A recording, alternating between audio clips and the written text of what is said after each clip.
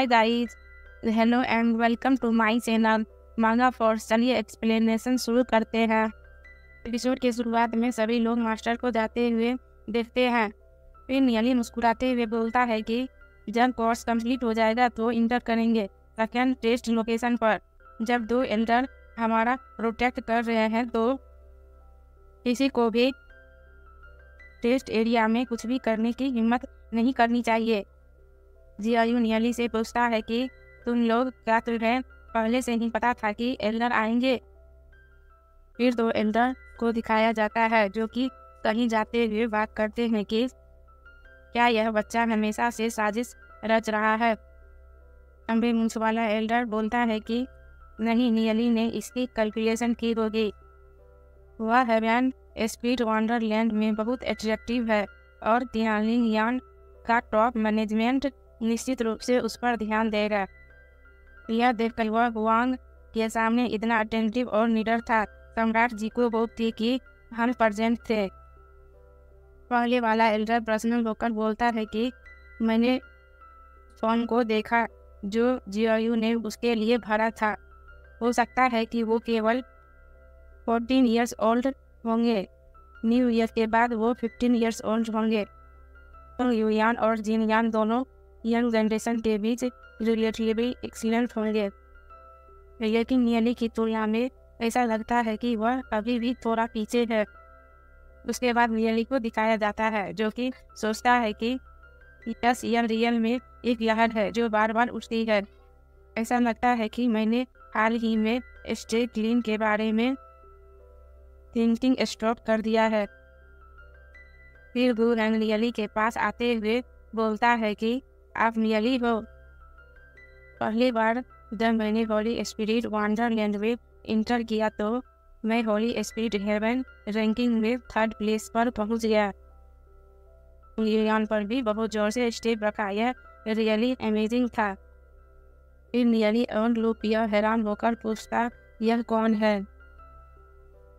यह सुन के गू हैंग खुद को इंट्रोड्यूस करते हुए बोलता है कि मेरा नाम गू हैंग है, मैं गू फैमिली से हूँ।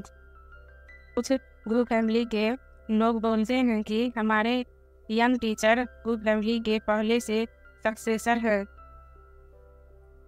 नियली हैरान होकर बोलता है कि यह कभी नहीं सुना था। पिछले लाइफ में गू फैमिली का सबसे स्ट्रॉन्ग बॉस गू बाई नहीं था। गू हैंग यह सब देखकर मुस्कुराकर बोलता है कि मैं इस बार यहाँ आया हूँ क्योंकि मैं आप यंग टैलेंट से फ्रेंडशिप करना चाहता हूँ। जियायू नियली के कान में बोलता है कि मैं सुपर नेचुरल एक्सपीरियंस किया हूँ। लूपिया हंसते हुए बोलता है कि फ्रेंड बनना मेरा फेवरेट है, तो फिर अब हम फ्रेंड हैं। फिर नियली भी बोलता है कि मेरा भी यही मतलब है। यदि मिस्टर गू हमसे फ्रेंडशिप करना चाहते हैं तो हम निश्चित रूप से उनका वेलकम करेंगे। गू हैंग भी एक डार्क लुक देते हुए बोलता है कि अब से हम आपके साथ फ्रेंड जैसा बिहेवियर कर सकते हैं। मुझे आपका कैरेक्टर पसंद है। यदि आपके पास कोई शब्द है तो हमारे गू फैमिली में आपका वेलकम है। हमारा गू फैमिली में निश्चित रूप से अदर गू फैमिली की कंपैरिजन में आप जैसे जीनियस को अधिक पसंद करता हूँ। नियली भी मुस्कुराकर बोलता है कि मुझे भी आप जैसे ही फ्रेंड पसंद है। लेकिन किसके बारे में आप बोल रहे हैं? हम पीपल इंडिपेंडेंट रहने की फ्रीडम है। मुझे डर है कि जब हम गू फैमिली के पास जाएंगे तो हमें इसकी हैबिट नहीं रह जाएगी। गू हैंग नाखुश होते हुए बोलता है कि अपनी टैलेंट और सफिशिएंट रिसोर्स के बाद मुझे डर है कि रियल डेस्टिनी में स्टेप रखने में हाफ मंथ नहीं लगेगा। इसके बारे में ध्यान से सोचिएगा। हमारे गू फैमिली का डोर आपके लिए हमेशा के लिए ओपन है।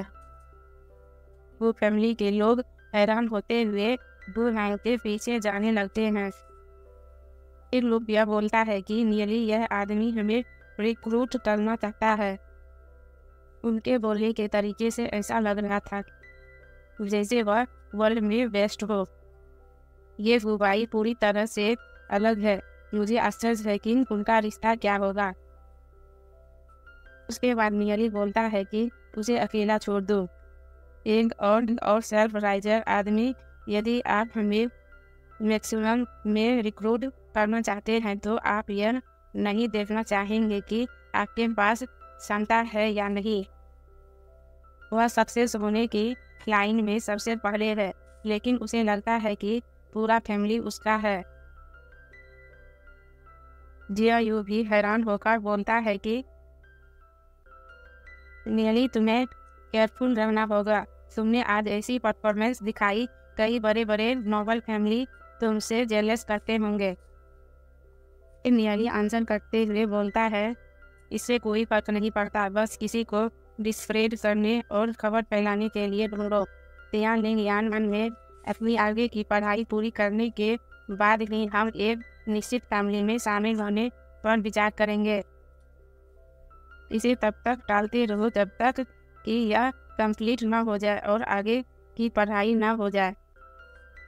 हमारे आगे की पढ़ाई पूरी होने से पहले उन एलिट फैमिली को हमारे लिए परेशानी उठानी नहीं चाहिए।